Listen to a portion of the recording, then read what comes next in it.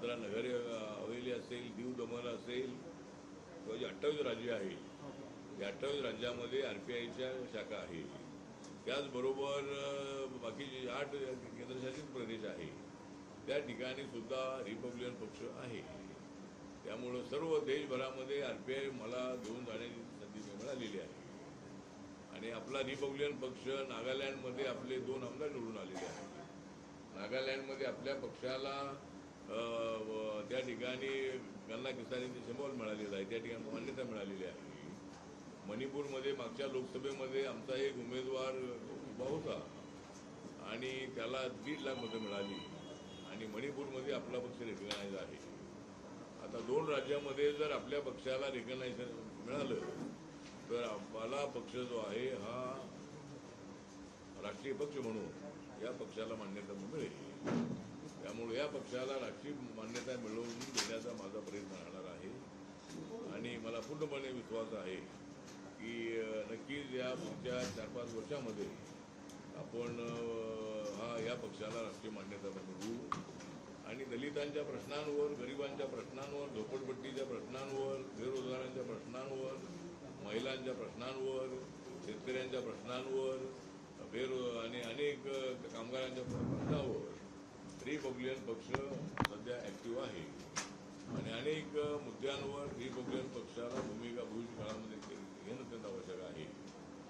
एक तर मुंबईमधला जो झोपडपट्टीचा प्रश्न आहे, तर एअरपोर्टच्या आजूबाजूच्या ज्या झोपड्या आहेत, मागच्या वेळेला देवेंद्र फडणवीस साहेबांनी मागच्या वेळेला सर्वे केलेला आहे, पण अद्याप त्यांचा तो पूर्ण सर्वे झाला नाही आहे. म्हणजे सर्वे तर झालेला आहे, पण अजून त्याचा जो प्लॅन आहे तो प्लॅन अजून झालेला नाही आहे.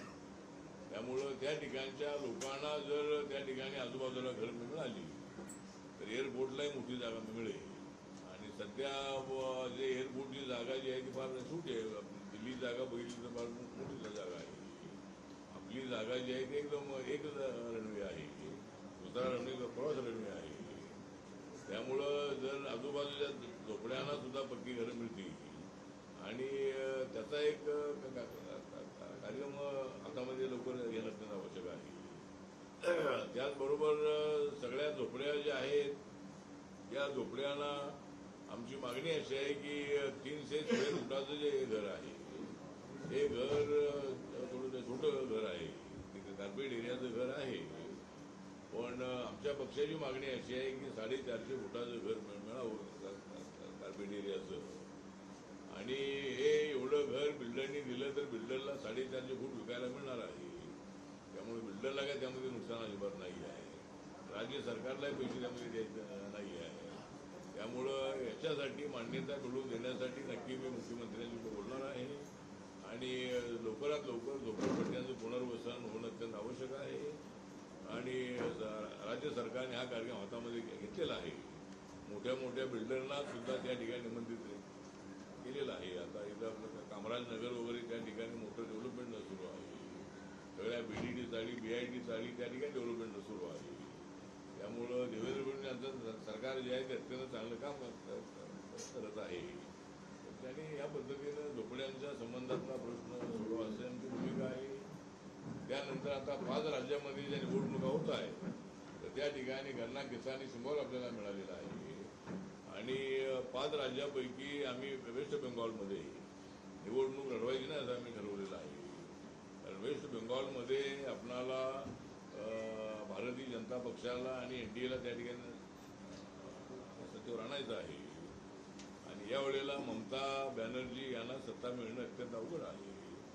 कारण गेल्या 5 वर्षामध्ये बंगालला कंगाल करण्याचं काम त्यांनी केलेलं आहे. सोनेर बंगला जो आहे तो सोनेर बंगला सोन्याचा बंगला बनवायचा होता, पण तो सोनेर बंगला काही झाला नाही आहे. त्यामुळं नरेंद्र मोदींच्या नेतृत्वाखाली वेस्ट बेंगॉलमधल्या लोकांना न्याय देण्याची आमची भूमिका आहे. बंगाली बोलणाऱ्याला आमचा विरोध आहे असं बिलकुल अजिबात नाही. वेस्ट बेंगॉलमधले जे बांगला भाषिक लोक आहेत हे सगळे आमचे लोक आहेत आणि त्यांना विरोध करण्याची भूमिका आमची NDAची किंवा BJPची अजिबात नाही, RPIची अजिबात नाही. त्या वेस्ट बेंगॉलमधल्या सर्व लोकांना न्याय देण्याची भूमिका आमची आहे. आणि यावेळेला नरेंद्र मोदींच्या विकासाचा जो अजेंडा आहे तो लक्षामध्ये घेऊन वेस्ट बेंगॉलमधले लोक यावेळेला BJPला मतदान करतील. मागच्या वेळेला भारतीय जनता पार्टीला 2021 मध्ये फक्त 3 जागा, 2021 मध्ये 77 जागा त्यांच्या निवडून आल्या होत्या आणि त्याच्या अगोदर 3च जागा BJPच्या होत्या. त्यामुळे 90 ते 95 जागा BJPच्या 2,000-3,000 मतांनी आणल्या होत्या. पण या वेळेला मात्र आता ते रेकॉर्ड ब्रेक होणार आहे आणि क्लिअर मेजॉरिटी जी आहे ती मेजॉरिटी BJPला मिळेल आणि त्या ठिकाणी लॉ अँड ऑर्डरची स्थिती अत्यंत गंभीर आहे. त्या ठिकाणी गुंडागर्दी फार वाढलेली आहे आणि ममता बॅनर्जी यांचं सरकार त्या ठिकाणी त्याला जबाबदार आहे. त्या ठिकाणी CBI-वाल्यांनी इन्क्वायरी करून दिली आधार नाही आहे. ईडीचे लोक जर गेले तर त्यांना त्या ठिकाणी आकृती देण्यात येत आहे. त्यामुळं असं लोकशाहीला घातक अशी कृत्य त्या ठिकाणी घडत आहे. त्यामुळं बेंगॉलमध्ये नक्की आपलं सरकार येईल, आसाममध्ये नक्की आपलं सरकार तिथं ऑलरेडी आहे ते नक्की येणार आहे, पांडिचेरीमध्ये आपलं सरकार आहे आणि यावेळेला तामिळनाडूमध्ये त्या ठिकाणी DMK आणि BJP चालायचं आहे.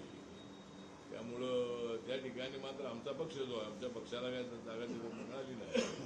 त्यामुळं 25 ठिकाणी जरी 25 ते 30 ठिकाणी आमचा पक्ष त्या ठिकाणी निवडणूक लढणार आहे आणि बाकीच्या ठिकाणी इंडियाला त्या ठिकाणी आमचा पाठिंबा राहणार आहे आणि पांडिचेरीमध्ये सुद्धा आम्ही संपूर्णपणे त्या ठिकाणी BJP आणि येणार काँग्रेस जी आहे रंगास्वामींची त्याला आम्ही पाठिंबा देण्याचा निर्णय घेतलेला आहे. त्यामुळे या 5 राज्यामध्ये 4 राज्यामध्ये तर निवडणूक आपण जिंकण्याची आम्हाला अपेक्षा आहे. पण केरळमध्ये सुद्धा एक जबरदस्त अशा पद्धतीचं कॉम्पिटिशन त्या ठिकाणी आहे आणि कधी काँग्रेसच्या नेतृत्वाखालचं सरकार, कधी कम्युनिस्टच्या नेतृत्वाखालचं सरकार, अशी सरकार तिथं आलेली आहे. पण यावेळेला भारतीय जनता पार्टी आणि ND त्या ठिकाणी आहे त्यांना त्या ठिकाणी सत्ता मिळेल अशी आम्हाला अपेक्षा आहे. त्यामुळे 5 राज्यामध्ये निवडणूक जिंकण्याचा आमचा प्रयत्न आहे आणि त्या पद्धतीनं आमचं काम सुरू आहे.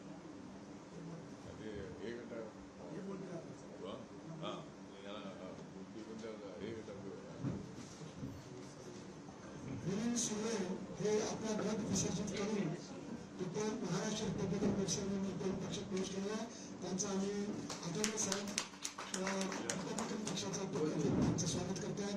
त्याचबरोबर प्राध्यापक जीवन जाधव हे राष्ट्रवादी काँग्रेस शरद पवार गटातून रिपब्लिकन पक्षातून आलेले आहेत, त्यांचंही स्वागत करण्यात येत आहे. त्याचबरोबर मनोज पगारे हे पीपल्स इंडियन पार्टीचे मुंबईचे अध्यक्ष यांनी विधी सेवांच्या मध्ये प्रवेश केला, त्यांचं आम्ही स्वागत करतो. आणि यानंतर या पत्रकार परिषदेमध्ये आठवले साहेबांनंतर विलीन सुर्वे हे जे आपल्या आठवले साहेबांच्या नेतृत्वावर विश्वास ठेवून रिपब्लिकन पक्षात प्रवेश केलेला आहे. विलीन सुर्वे यांनी आपला गट विसर्जित करून रिपब्लिकन पक्षात आलेला आहे. ते आपलं मत व्यक्त करतील असं मी त्यांना विनंती करतो. या ठिकाणी उपस्थित सर्व पत्रकार आणि रिपब्लिकन पक्षाचे राष्ट्रीय अध्यक्ष आदरणीय आठवले साहेब, त्याचबरोबर रिपब्लिकन पक्षाचे सर्व ज्येष्ठ नेते, माझ्यासह आज रिपब्लिकन पक्षामध्ये ज्यांनी प्रवेश केला ते माझे सर्व सहकारी मंगेशभाई पगारे, अनिल लगाडे, तुकाराम हेगडे, मोहन गोदाडे असे अनेक कार्यकर्ते या ठिकाणी उपस्थित आहेत. खरं तर माझ्या स्वतःच्या राजकीय प्रवासाची सुरुवात आठवले साहेबांकडूनच झाली होती. मी सुरुवातीला भारतीय दलित पॅंथरचा कार्यकर्ता होतो. त्यानंतर प्रवास सुरू झाला. शेवटी मी जोगेंद्र कवाडे यांच्या पीपल्स रिपब्लिकन पक्षाचा मी 25 वर्ष मला वाटतं मी त्यांच्या मुंबईचा अध्यक्ष होतो. अध्यक्षपदी काम करत असताना मधल्या काळात अनेक पक्षांतर्गत कार्यकर्त्यांमध्ये नेतृत्वामध्ये मतभेद झाल्यामुळे आम्ही एक मुंबईतली आणि काही रत्नागिरीतली अशी कार्यकर्त्यांची एक टीम आम्ही पक्षातून बाहेर पडलो. आम्ही पीपल्स रिपब्लिकन पक्षाची स्थापना केली आणि गेली 4 वर्षापासून पीपल्स रिपब्लिकन पक्षाचे आम्ही कामकाज मुंबई आणि कोकणामध्ये करत आहोत. हे काम करत असताना मधल्या काळामध्ये आठवले साहेबांनी अनेक वेळा ऐक्याची घोषणा केली होती. अनेक छोटे छोटे जे गट आहेत त्यांनी एका झेंड्याखाली Republican Party of India Athawale साहेबांच्या पक्षात जर आले तर फार मोठी एक ताकद ह्या महाराष्ट्रामध्ये या देशामध्ये उभी राहू शकते.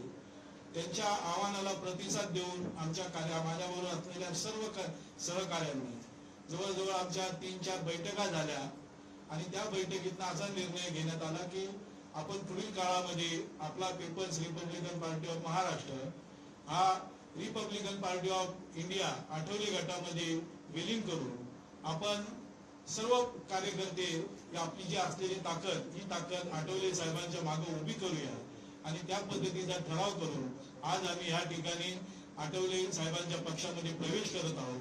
निश्चितच आम्हाला आठवले साहेबांचा अनुभव आहे. अनेक वेळा चळवळीमध्ये आम्ही काम केलेलं आहे.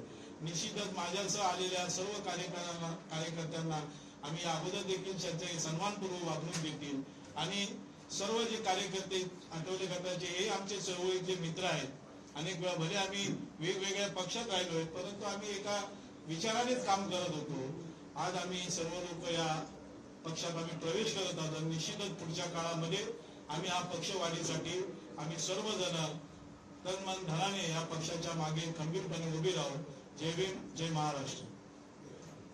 याबरोबर राष्ट्रवादीचे नेते राष्ट्रवादी शरद पवार गटाचे महाराष्ट्राचे उपाध्यक्ष प्राध्यापक जयंत जाधव यांनी आज आठवले साहेबांच्या पक्षात प्रवेश केला. त्या आपण मनोमत व्यक्त करतील असं मला विनंती. उपस्थित पत्रकार बंधू, सर्वात प्रथम मला आज परत रिपब्लिकन पार्टी ऑफ इंडियामध्ये रामदास आठवले साहेबांनी पक्षामध्ये त्याच्यासाठी त्यांचा आभार व्यक्त करतो. मी तसं पाहिलं 1985 पासून पॅन्थरचा मी अध्यक्ष होतो. त्यानंतर आठवले साहेबांच्या नेतृत्व विश्वास ठेवूनच संपूर्णपणे आंदोलनात भाग घेत होतो. पण काही राजकीय अभिलाषा तयार झाली म्हणून मी शरद पवार साहेबांच्या काही वचनाने काही त्यांच्या संभाषणाने मी पक्षामध्ये चर्चा करून गेलो होतो. पण जे काही वचनं राष्ट्रवादीने मला दिले होते ते काही पूर्ण केले नाही आणि म्हणून मी आज परत एकदा रामदास आठवले साहेबांच्या नेतृत्वावर विश्वास ठेवून मी परत रामदास आठवले साहेबांच्या पक्षामध्ये रिपब्लिकन पार्टीमध्ये आजपासून समावेश झाले. त्याच्यामध्ये मी सर्व कार्यकर्त्यांचं नेत्याचा आभार व्यक्त करतो. बंधूंनो, मी या पत्रकार परिषदेमध्ये मी तुम्हा सर्वांचं मनापासून अभिनंदन करतो, आभार व्यक्त करतो. कारण या आमच्या समाजामध्ये बौद्ध समाजामध्ये म्हणण्यापेक्षा पूर्ण बहुजन समाजामध्ये रामदास आठवले साहेबाशिवाय कोणी नेतृत्व चांगलं करू शकत नाही असा माझा विश्वास झालेला आहे. म्हणून परत एकदा या पक्षामध्ये मी आठवले साहेबांचं एक नेतृत्व स्वीकारून मी पूर्ण माझ्या बरोबर माझी मुलगी डॉक्टर रश्मी जाधव ही राष्ट्रवादी काँग्रेस पक्षाची सरचिटणीस होती. पूर्ण मीडिया सांभाळण्याचं काम सुप्रिया सुळे साहेबांच्यावर काम ते करत होते. त्यानंतर डॉक्टर राणी सोनाली जे डॉक्टर